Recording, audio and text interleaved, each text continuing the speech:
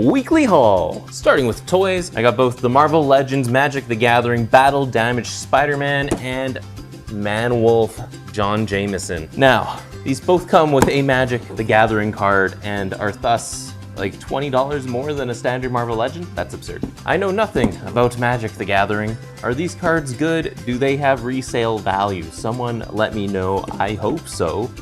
At this price point, if this Mary Jane was a standard Marvel Legend release, I would have picked that up. I'm not paying the Magic the Gathering card tax. This Battle Damaged Spider-Man though, he's pretty cool. I like that he comes with a web shield. Spider-Man used to do webbed constructs. He does them inconsistently. And the cuts and gashes in his costume, they're not just painted on, they actually have proper sculpt, so that's pretty nice. But for the masked head, how often is Spider-Man battle damaged and he has like one eye, one of his lenses are shattered and you can see the Peter Parker eye? That was definitely needed here. That would have really upped the whole battle damage look, and I've been seeing custom heads that do that and they look awesome, okay? I have a battle damaged Peter Parker head on my Parker Industries Peter Parker, which is a little kit bash, but this one is better, so I'm gonna try and do a swap. Hopefully it fits. This isn't Man-Wolf's more known costume probably. He's actually wearing it on the card in his John Jameson form, but this is when he was Space Man-Wolf, having space adventures of some kind.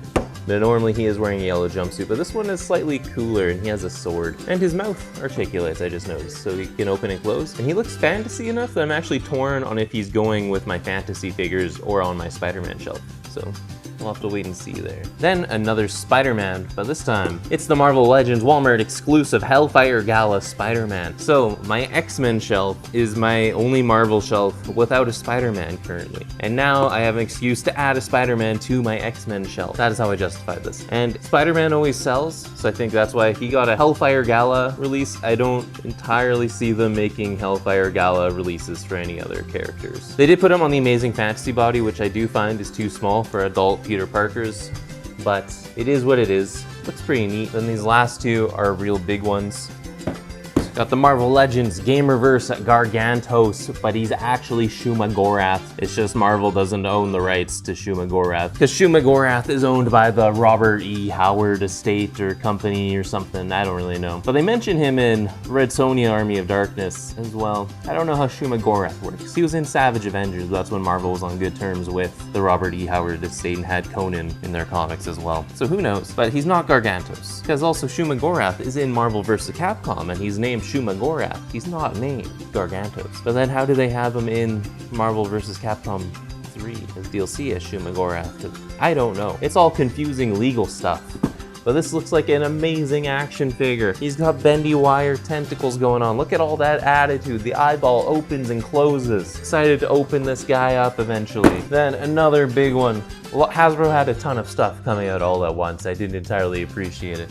Another big one is the G.I. Joe Classified Series Crankcase and the all-weather and environment striker. So I missed Clutch and the Vamp. I have the Cobra version, which is it's the same vehicle as the Vamp, but it's in black. So my Joes didn't have a car. Now my Joes have a car, and they're gonna be having a head-on collision with the Cobra car when I eventually have a big, amazing G.I. Joe setup. But yes, pretty cool looking vehicle. I don't know who Crankcase is. I would have preferred even Clutch again, because I missed Clutch and I want a Clutch. Crankcase looks like he has an 80s mustache here. We'll probably have the helmet on him at all times. And yeah, so that's it for action figures. Just a big, is this technically a buggy? I don't know anything about cars. Let me know if this is a buggy. Then for monthly comic books, the big one of the week was indeed DC KO, the start of DC's new event. So this is number 1 here, looking forward to that. Action Comics 1091, this is actually the last issue of Action Comics I'm going to be picking up as I have now dropped it. Aquaman issue 10. Green Lantern Corps issue 9, and this is the end of the Starbreakers Supremacy. The Power Fantasy is back with issue 12, this is a great series. The Avengers issue 31. Imperial War, Imperial Guardians 1 of 1. Long Shots issue 1. Robert Kirkman is on Transformers now with issue 25, along with Dan Mora, the man's machine. He can draw 10 comics a month. And then Strange Tales. This is written by Jeremy Whitley, who wrote the Unbelievable Gwenpool ongoing series, and then also Wasp, The Unstoppable Wasp, and I enjoyed Unstoppable. I enjoyed both those series, and this has Nico in it, so I'm here. I'm getting it.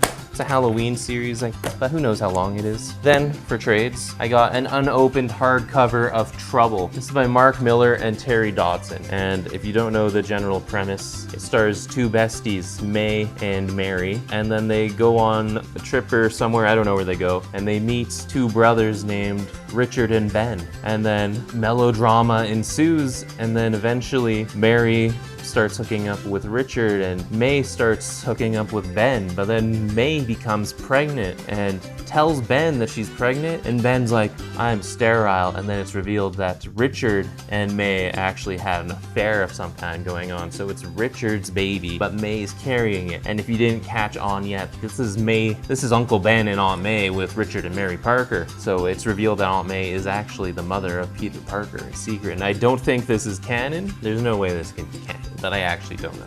This is a very controversial story, and I've never actually read it. I've only read the description of it on the Marvel Wiki, so now I can experience it in hardcover format. And it was $10. So I was like, ooh, controversial series. I'll check it out. Then I got another omnibus this week. This was one I got on Marketplace. It is X-Men Omnibus Volume 1. This is the original X-Men series collected. So we got the first appearance of the Sentinels, of Juggernaut, of Magneto, all that classic X-Men stuff. And then I also, flipping through it, a story I didn't know about. So I knew Mimic was in these earlier issues. I didn't know he almost immediately fights the Super Adaptoid.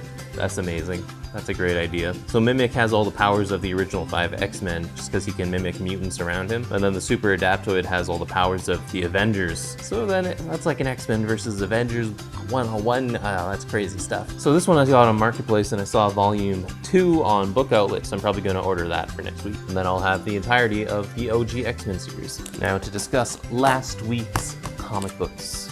Ultimate X-Men, this is a very cool cover. And Sunfire showed up after a while and everyone's seeing just how evil he is, and Viper's there. I don't know, it's kind of confusing. This was a fun Superman adventure in the future. They had the Fortress of Solitude and a several thousand-year-old Jimmy Olsen. Curious to see how he's still alive.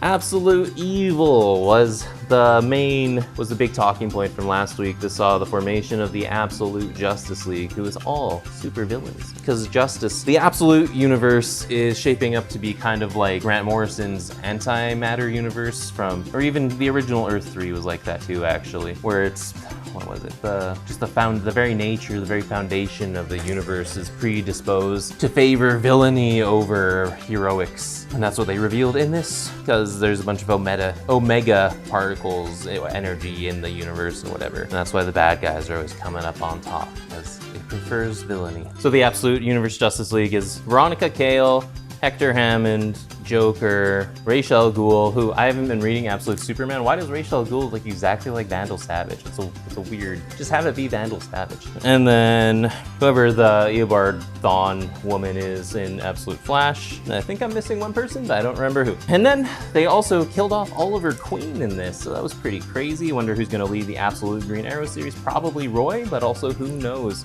Also, they mentioned Jubal Slade in this. That is not Slade Wilson. That's a different character. That's like the first evil landlord or whatever they fight in Green Lantern, Green Arrow. Issue 2 of Matt Fraction and Jorge Jimenez's Batman series. Batman took a firm stance on police brutality in this issue. That was pretty nice.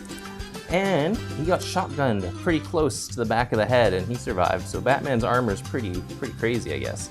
And Tim Drake had some pretty sweet action scenes because he got handcuffed and he had a bullet wound as well. He still beat up a bunch of criminals in the back of a truck. Pretty cool. Justice League, the Omega Act special. It's a prelude to DC KO. It had Booster Gold and Flash traveling with Time Trapper to see how the timeline's broken and whatever. Honestly, wasn't super exciting.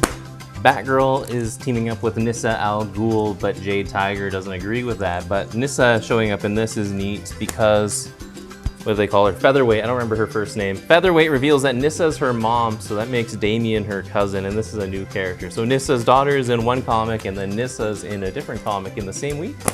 That's pretty cool. Clarion is shown to be betraying this team at the end of this issue, but I'm sure he's actually recruiting Black Adam and them to be the distraction. Like, they won't knowingly be the distraction at the Watchtower, but they will be. Because Cheetah pulls him aside and asks him to do something, and then next we see Clarion, he's talking to Black Adam, and Solomon Grundy, I think. I don't remember who else. And he wouldn't betray them. No, they have a full cat theme going, and he is Teakle. So good issue. Really enjoying the series, and also really enjoying Batgirl. So there's everything I picked up this week. Let me know what you're reading and what you want to see reviewed first.